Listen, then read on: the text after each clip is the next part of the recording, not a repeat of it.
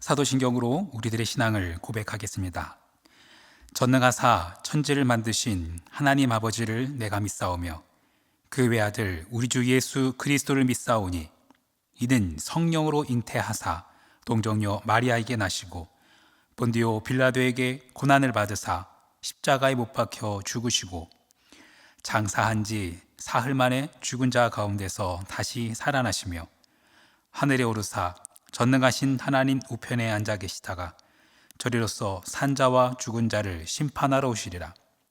성령을 믿사오며 거룩한 공회와 성도가 서로 교통하는 것과 죄를 사하여 주시는 것과 몸이 다시 사는 것과 영원히 사는 것을 믿사옵나이다.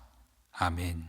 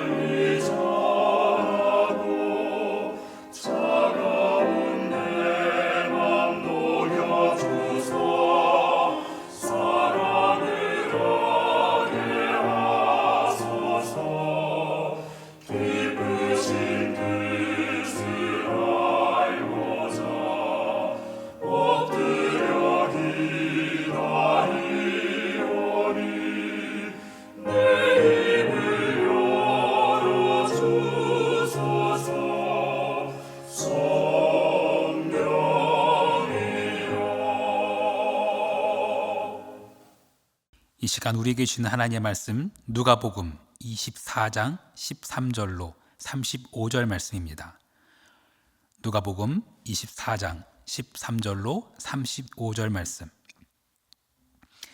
그날에 그들 중 둘이 예루살렘에서 25리 되는 엠마오라 하는 마을로 가면서 이 모든 된 일을 서로 이야기하더라.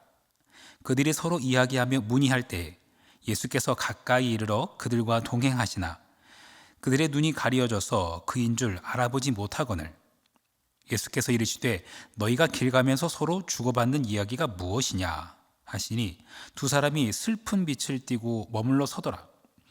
그 한 사람인 글로바라 하는 자가 대답하여 이르되 당신이 예루살렘에 체류하면서도 요즘 거기서 된 일을 혼자만 알지 못하느냐. 이르시되 무슨 일이냐. 이르되 나사렛 예수의 일이니 그는 하나님과 모든 백성 앞에서 말과 일에 능하신 선지자이거늘 우리 대제사장들과 관리들이 사형 판결에 넘겨주어 십자가에 못 박았느니라. 우리는 이 사람이 이스라엘을 속량할 자라고 바라노라. 이뿐 아니라 이 일어난 지가 사흘째요. 또한 우리 중에 어떤 여자들이 우리를 놀라게 하였으니 이는 그들이 새벽에 무덤에 갔다가 그의 시체는 보지 못하고 와서 그가 살아나셨다 하는 천사들의 나타남을 보았다 함이라. 또 우리와 함께한 자 중에 두어 사람이 무덤에 가 과연 여자들이 말한 바와 같음을 보았으나 예수는 보지 못하였느니라 하거늘. 이르시되 미련하고 선지자들이 말한 것을 마음에 더디 믿는 자들이여, 그리스도가 이런 고난을 받고 자기의 영광에 들어가야 할 것이 아니냐 하시고, 이에 모세와 모든 선지자의 글로 시작하여 모든 성경에 쓴 바 자기에 관한 것을 자세히 설명하시니라. 그들이 가는 마을에 가까이 가매 예수는 더 가려 하는 것 같이 하시니 그들이 강권하여 이르되 우리와 함께 유하사이다. 때가 저물어 가고 날이 이미 기울었나이다 하니, 이에 그들과 함께 유하러 들어가시니라. 그들과 함께 음식 잡수실 때 떡을 가지사 축사하시고 떼어 그들에게 주시니 그들의 눈이 밝아져 그인 줄 알아보더니 예수는 그들에게 보이지 아니하시는지라. 그들이 서로 말하되 길에서 우리에게 말씀하시고 우리에게 성경을 풀어주실 때 우리 속에서 마음이 뜨겁지 아니하더냐 하고, 곧 그때로 일어나 예루살렘에 돌아가 보니 11 제자 및 그들과 함께한 자들이 모여 있어 말하기를 주께서 과연 살아나시고 시몬에게 보이셨다 하는지라. 두 사람도 길에서 된 일과 예수께서 떡을 떼심으로 자기들에게 알려주신 것을 말하더라. 잠시 기도하겠습니다. 사순절 특별 새벽 기도가 끝나고 예수님의 부활을 기념하는 부활주일 후 첫 월요일을 맞이합니다. 사순절의 기도와 지혜가 사순절이라는 특정 기간에만 머무르지 않게 하시고 우리가 날마다 맞이해야 하는 하루하루의 일상이 되게 하옵소서. 늘 언제나 깨어 기도하고 하나님의 지혜를 구하는 하나님 나라 백성으로 살게 하옵소서. 코로나가 길어지면서 지치는 이들이 많습니다. 경제적으로도 너무 많이 위축되어서 생계 자체를 고민해야 하는 이들도 적지 않습니다. 주여, 우리를 긍휼히 여겨 주옵소서. 우리 모두에게 이 고난의 시기를 잘 헤쳐나갈 수 있도록 지혜를 허락하여 주옵소서. 서로 만나지 못하니 정서적으로도 결핍되는 부분이 적지 않습니다. 주께서 우리의 마음을 헤아려 주시고 위로하여 주옵소서. 대면하여 만나지 못하더라도 어떻게든 서로를 매만져 줄 수 있도록 우리에게 주님의 지혜와 사랑을 부어 주옵소서. 이제 말씀을 듣고자 합니다. 내가 듣고 싶은 말씀이 아니라 주께서 하시고자 하시는 말씀을 듣게 하옵소서. 또한 들은 말씀을 순종하여 실천함으로 하나님께 영광 돌리는 삶을 살아내게 하여 주옵소서. 살아계신 예수 그리스도의 이름으로 기도합니다. 아멘. 사람은 누구나 죽습니다. 사랑하는 이를 떠나보내는 것, 그것은 아마 인생 중 가장 슬픈 순간이기도 합니다. 처음부터 죽음을 아무렇지 않게 그저 의연하게 받아들일 수 있는 사람은 아무도 없을 것입니다. 슬픔과 고통과 고뇌의 과정을 피할 수 없지요. 장례를 진행하는 중에 사랑하는 이를 떠나보내야 하는 이들의 그 느끼는 그 슬픔, 그 슬픔을 비롯한 여러 복잡한 감정들, 그것은 참 헤아리기 어려운 감정일 것입니다. 그런데 또한 장례를 마친 후 고인의 비어있는 공간을 맞이해야만 하는 그 마음 역시 참으로 헤아리기 어려운 마음일 것입니다. 오늘 우리가 나누고자 하는 말씀은 그와 비슷한 마음을 가진 사람들의 이야기입니다. 예수님께서 십자가에 달려 죽으신 것을 목격한 이들, 그리고 예수님의 무덤이 비어있다라는 소식을 들은 바로 그 제자들, 그들은 어떤 마음, 어떤 상황이었을까요? 예수님의 죽음으로 인해 낙심했으며 허망한 마음이었을 것입니다. 그들은 아마 이렇게 생각했을지도 모르겠습니다.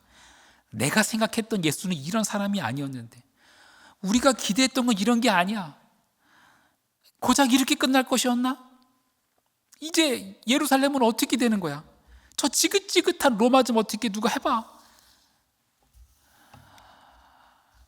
그런 생각하는 이들 중에 어떤 두 제자가 예루살렘을 떠나 엠마오로 가고 있습니다. 그들은 왜 엠마오로 가고 있을까요? 예수님은 또 왜 많고 많은 사람들 중에서 하필 엠마오로 가는 제자들을 만나셨을까요? 엠마오가 어디인지 아는 것은 아주 중요합니다. 왜냐하면 엠마오는 예수님의 부활과 관련하여 아주 중요한 의미를 담고 있기 때문입니다. 그래서 오늘 설교에서는 그 장소가 어디인지 어떤 곳인지 집중해서 좀 살펴보고자 합니다. 우리 교회에도 1층과 2층 사이 계단에 엠마오 가는 길 그림이 걸려 있습니다. 엠마오는 성경에서 딱 이곳 누가복음의 마지막 장에서 단 한 번 등장하는 지명입니다. 익숙하지 않죠? 심지어 두 제자라고 했는데 두 제자 중에 한 제자는 이름도 알 수 없습니다. 엠마오가 어디인지 정확히 어디인지 의견이 여러 가지가 있었습니다. 성경이 주는 단서는 딱 하나, 예루살렘에서 25리 되는 곳이라는 것입니다. 25리 이렇게 번역한 성경 구조는 사실 원어로는 60 스타디온이라고 되어 있습니다. 스타디온, 경기장을 뜻하는 스타디움의 어원이 된 단어인데요. 로마의 원형 경기장, 그 경기장을 한 바퀴 도는 거리입니다. 이게 지역마다 조금은 달랐습니다만 대략 180m 안팎 정도 됩니다. 그러니까 60 스타디온 하면 11km 정도 되고 우리말로 하면 25리인 것입니다. 예루살렘에서 11km 정도 떨어진 어느 마을이 엠마오일 텐데 유력한 후보지가 4곳 정도 됐었습니다. 다 자기네들이 엠마오라고 주장했었는데요. 그런데 미국판 크리스티애니티 투데이가 2019년 올해의 성서 고고학계의 새로운 발견 10곳을 선정해서 발표를 합니다. 그 중에 하나가 바로 엠마오와 관련된 유적의 발견이었습니다. 이따 설명드리겠습니다만 그 지역이 엠마오라면 그곳에서 BC 2세기 무렵 축조된 성벽이 발견되면 됩니다. 그런데 이스라엘 고고학자 핑켈스타인 박사라는 사람이 2019년 9월 예루살렘에서 11km 떨어진 어느 마을에서 BC 2세기경 축조된 것으로 보이는 헬레니즘 시대의 성벽을 발견합니다. 이 고고학적 발견은 그곳이 엠마오라는 아주 유력한 증거입니다. 헬레니즘 성벽이 발견된 것 그리고 그 마을의 현재 지명은 아부고시입니다. 그리고 그 마을의 구약 시대 이름은 기럇 여아림입니다. 기럇 여아림. 메시아라고 기대했던 예수님이 십자가에 달려서 죽자 제자들은 기럇 여아림으로 갑니다. 왜 기럇 여아림이었을까요? 예수님은 왜 하필 그곳 엠마오, 왜 하필이면 기럇 여아림이었던 그곳으로 가는 제자들을 만나셨던 것일까요? 기럇 여아림, 그것은 하나님의 임재의 상징인 언약궤와 깊은 연관이 있는 마을입니다. 잃어버린 언약궤가 안치되어 있던 곳, 예배 회복에 대한 갈망이 서려 있던 곳이 기럇 여아림입니다. 기럇 여아림이 지금 어디 있냐면 예루살렘에서 텔 아비브로 가는 길, 그 길이 지금 현재 이스라엘의 1번 국도입니다. 텔 아비브는 참고로 이스라엘의 실질적 수도이며 국제법적으로도 이스라엘 수도가 텔 아비브입니다. 예루살렘이 인구가 가장 많긴 합니다만 예루살렘 다음으로 인구가 많은 도시이지요. 그 1번 국도를 달리다가 딱 11km 정도 되는 지점 오른편에 있는 동네가 바로 기럇 여아림입니다. 기럇 여아림이 언약궤와 깊은 연관이 있다고 말씀드렸지요. 사사시대 말기 이스라엘은 블레셋과 전투를 합니다. 그런데 그 전투에서 언약궤를 마치 부적처럼 방패막이처럼 사용합니다. 그랬다가 적군이 블레셋에게 언약궤를 빼앗깁니다. 블레셋은 그 언약궤를 마치 전리품처럼 취해서 가져갑니다. 그런데 그 언약궤 때문에 오히려 블레셋 땅에 재앙이 계속해서 발생합니다. 그래서 블레셋은 이 언약궤를 돌려보내기로 결정합니다. 언약궤가 아직 예루살렘까지는 돌아가지 못하고 다윗이 그 언약궤를 되찾아오기 전까지 머물러 있던 곳, 그곳이 바로 기럇 여아림입니다. 성경은 그때의 상황을 이렇게 말합니다. 사무엘상 7장 2절 말씀. 궤가 기럇 여아림에 들어간 날부터 25년 동안 오래 있은지라 이스라엘 온 족속이 여호와를 사모하니라. 언약궤, 여러분 언약궤가 어떤 것인가요? 모세가 시내산에서 하나님께로 받은 그 십계명 돌판이 담겨있는 상자입니다. 훗날에는 만나가 담긴 항아리가 추가되고 아론의 지팡이가 추가되기도 합니다. 언약궤, 이것은요 하나님 임재의 상징입니다. 성막 그리고 성전의 심장이라고도 할 수 있는 것이 언약궤입니다. 언약궤가 있어야 성막인 것이고 언약궤가 있어야 그곳이 성전인 것입니다. 언약궤가 들어와야, 언약궤가 있어야 제사가 온전해지는 것입니다.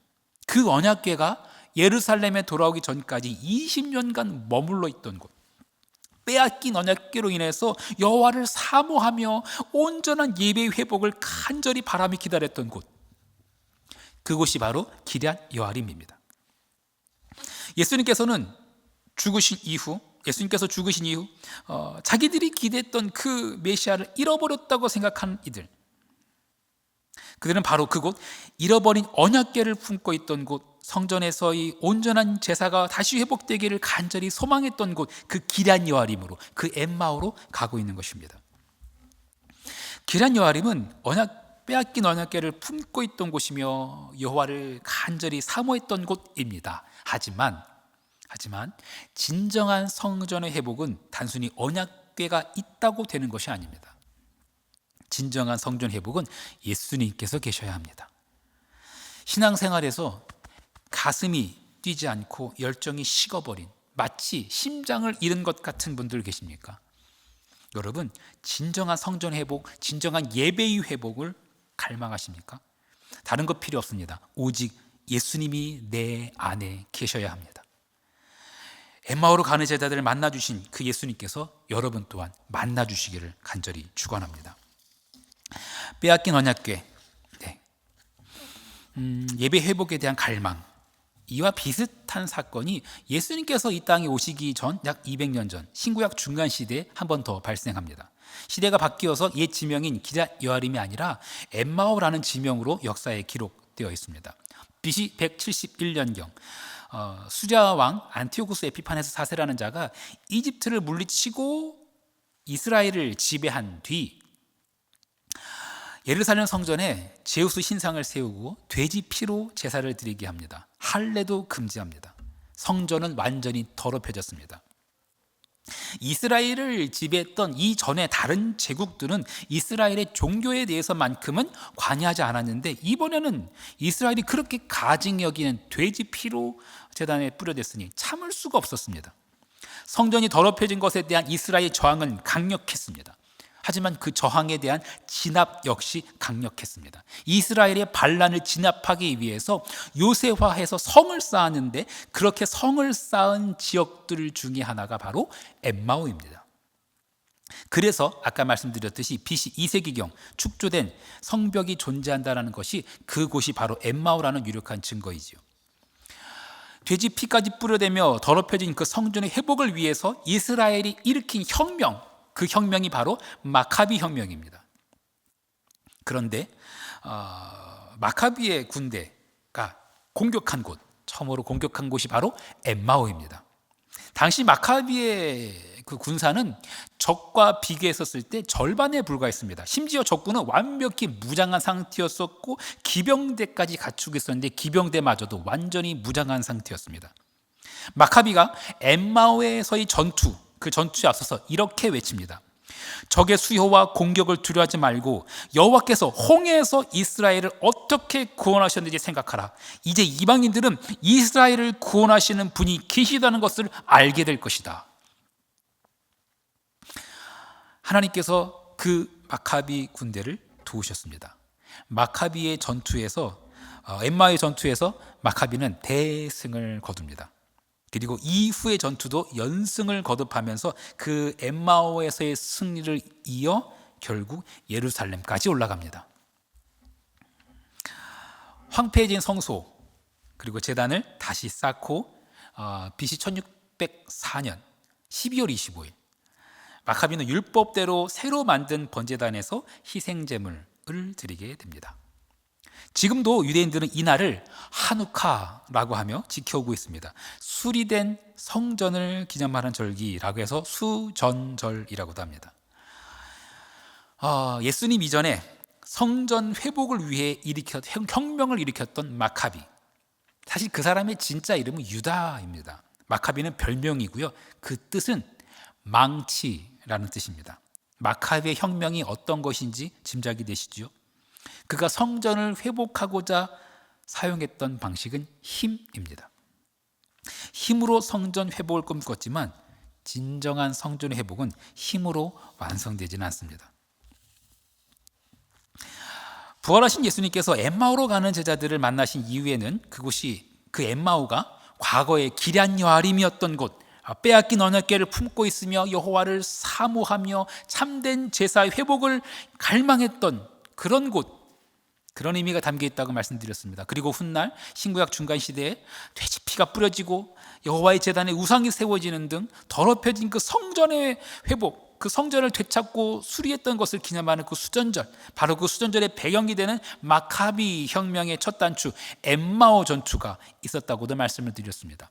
여러분, 성전의 회복을 기념하는 절기인 수전절, 이 수전절에 대한 기록이 딱 한 곳 요한복음에 등장합니다. 요한복음 11장 25절로 26절, 예수께서 이르시되 나는 부활이요 생명이니 나를 믿는 자는 죽어도 살겠고 무릇 살아서 나를 믿는 자는 영원히 죽지 아니하리니 이것을 내가 믿느냐.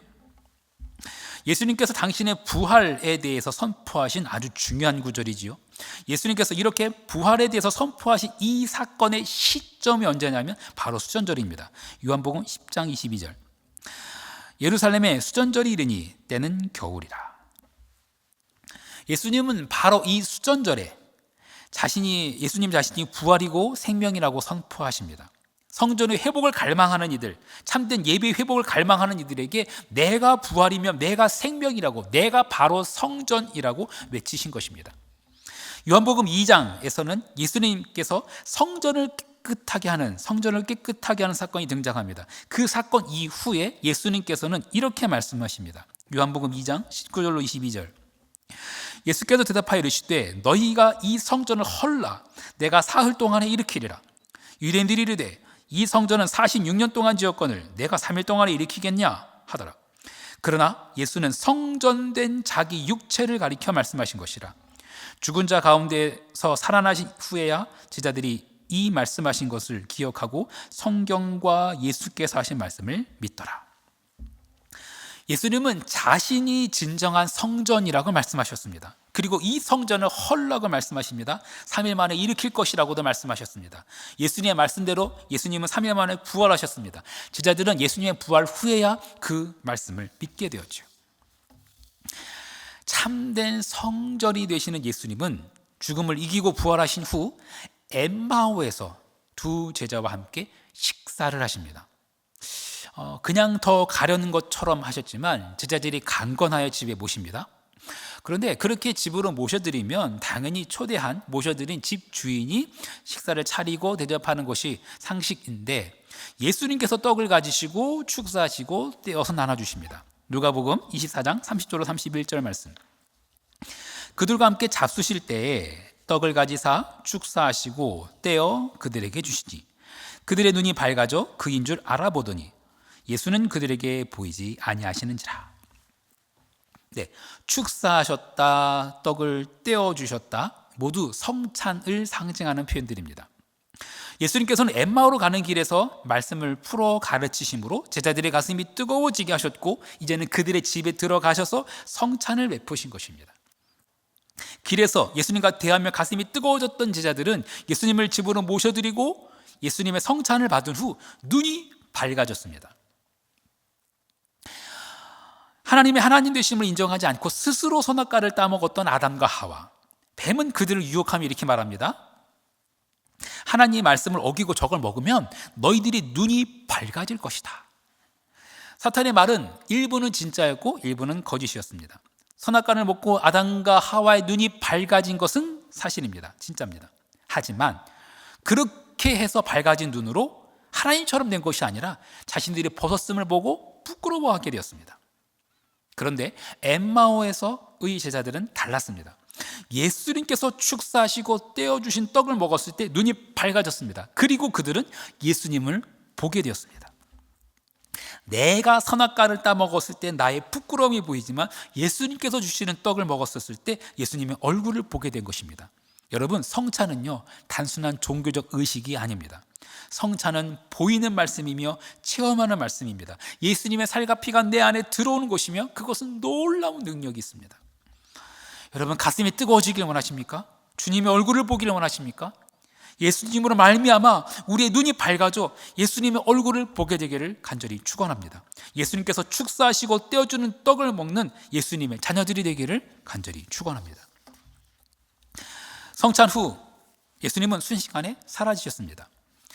예수님과의 대화에서 가슴이 뜨거워지고 예수님께서 베푸신 성찬으로 눈이 열린 제자들은 가만히 있을 수가 없었습니다. 예루살렘을 떠나 엠마오로 가던 제자들은 이제 엠마오를 떠나 예루살렘으로 돌아갑니다. 누가복음 24장 33절로 35절 말씀. 곧 그때로 일어나 예루살렘에 돌아가 보니 11제자 및 그들과 함께한 자들이 모여 있어 말하기를 주께서 과연 살아나시고 시몬에게 보이셨다 하는지라. 두 사람도 길에서 된 일과 예수께서 떡을 떼심으로 자기들에게 알려주신 것을 말하더라. 성전이 있던 곳 예루살렘. 예수님의 죽음 이후 두려워서 숨죽이고 예루살렘에 모여있던 다른 제자들, 엠마오의 두 제자들은 그들을 찾아갑니다. 그들은 다른 제자들에게 부활하신 예수님을 만난 그 자신들의 경험을 말하지 않을 수가 없었습니다. 내일 본문입니다만 바로 이때 엠마오로 가던 제자들이 다른 제자들에게 부활하신 예수님 만난 경험을, 그 이야기를 전하고 있던 바로 그때에 예수님께서 등장하십니다. 그리고 말씀하십니다. 평강이 있을지어다. 누가복음에는 등장하지 않지만 요한복음에 의하면 바로 이때 부활하신 예수님께서 평강을 전하시면서 모여있는 제자들에게 숨을 내쉬며 성령을 받으라 라고 말씀하십니다. 하나님의 임재를 상징하는 언약궤, 그러나 상징이 아닌 하나님의 본체이신 부활하신 예수님께서 지금 예루살렘에 계십니다. 망치라는 별명을 가진 자가 힘으로 예루살렘을 되찾으려 했고 율법대로 지은 그런 성전이 아니라 율법의 근원이시고 성전 자체이신 부활하신 예수님께서 지금 예루살렘에 계십니다. 이제 예루살렘의 성전은 어떻게 될까요? 예수님께서 부활하시고 승천하신 이후 불과 40여 년 만인 AD 70년 로마의 티투스 장군에 의해서 예루살렘 성전은 돌 위에 돌 하나도 남지 않고 회파됩니다. 예수님은 성전을 지으라고 하신 적이 없습니다. 오히려 성전을 허물라고 하셨고 예수님께서 성전을 일으키실 것이라고 말씀하셨습니다. 성전의 회복, 참된 예배의 회복을 갈망하는 이들 앞에 참된 성전이신 예수님은 부활하셨습니다. 그리고 말씀을 풀어 설명하셨고 성찬을 베푸셨고 성령을 받으라고 말씀하십니다. 제자들에게 성령이 임하면 온 유대와 사마리아와 땅끝까지 이르러 예수의 증인이 될 것입니다. 그렇게 성령으로 충만한 예수님을 전하고 있는 바로 그곳에 예수님께서는 동행하실 것이며 바로 그곳이 성전이 될 것입니다. 예루살렘의 회복을 꿈꿨던 이들, 사실 그들은 예수님을 혁명가로 여겼습니다. 마카비처럼 로마의 압제에서 자신들을 구원해 줄 혁명가로 여겼습니다. 하지만 예수님은 십자가에서 죽으셨습니다. 예수님의 죽음을 보고 많은 사람들은 실망했습니다. 그렇게 실망하는 이들이 엠마오로 가고 있습니다. 나라의 독립, 압제에서의 해방, 주권의 회복, 예배의 정상화, 이런 걸 위해서 갈망했던 이들이 엠마오로 가고 있습니다. 더럽혀진 성전, 우상이 세워진 그 성전의 회복을 위한 마카비 혁명의 전투지였던 엠마오, 그곳으로 가고 있습니다. 예수님은 그런 제자들을 만나셨고요, 그들에게 말씀을 풀어 가르치셨고 성찬을 베푸셨습니다. 예수님 만나고 결국 다시 예루살렘을 향한 그 제자들을 향해서는 평강이 있을지어다, 성령을 받으라 라고 말씀하십니다. 사랑하는 성도 여러분, 어디로 가고 계십니까? 내가 생각했던 회복, 내가 생각했던 부흥, 내가 생각했던 축복과 너무 달라서 그런 예수에 대해서 실망한 나머지 나는 혁명가 예수를 기대하며 엠마오로 가고 있지는 않으십니까? 여러분, 진짜 예수를 만나십시오. 진짜 예수 그리스도를 만나십시오. 마카비 혁명처럼 망치 들고 있는 혁명가 예수가 아니라 오히려 그 망치에 의해서 손과 발에 못이 박힌 예수를 만나십시오. 내가 싫어하는 자들을 모두 박멸하고 원수의 피 흘림을 통쾌 하는 그런 선동가 예수가 아니라 오히려 십자가에서 자신의 물과 피를 모두 쏟으시고 생명까지 내어주신 그 예수를 만나십시오. 그 예수님을 모신 곳이 바로 성전입니다. 사랑하는 성도 여러분, 엠마오로 가는 제자들이 했듯이 예수님과 함께 걸으며 예수님께서 하시는 말씀을 들으십시오. 가슴이 뜨거워질 것입니다. 예수님께서 주시는 생명의 떡을 먹어야 합니다. 그래야 예수님의 얼굴을 보게 될 것입니다. 그리고 예수님께서 보내시는 성령을 받으십시오. 그래야 진정한 성전이 회복되고 예배가 회복될 것입니다. 그래야 참된 하나님의 나라가 이 땅 가운데 이루어질 것입니다. 오늘 우리가 걷는 길이 죽으시고 부활하신 예수님과 함께 걷는 길이 되기를 간절히 축원합니다. 주기도문 하시겠습니다. 하늘에 계신 우리 아버지여, 이름이 거룩히 여김을 받으시오며 나라가 임하시오며 뜻이 하늘에서 이루어진 것 같이 땅에서도 이루어지이다. 오늘 우리에게 일용할 양식을 주시옵고 우리가 우리에게 죄 지은 자를 사하여 준 것 같이 우리 죄를 사하여 주시옵고 우리를 시험에 들게 하지 마시옵고 다만 악에서 구하시옵소서. 나라와 권세와 영광이 아버지께 영원히 있사옵나이다. 아멘.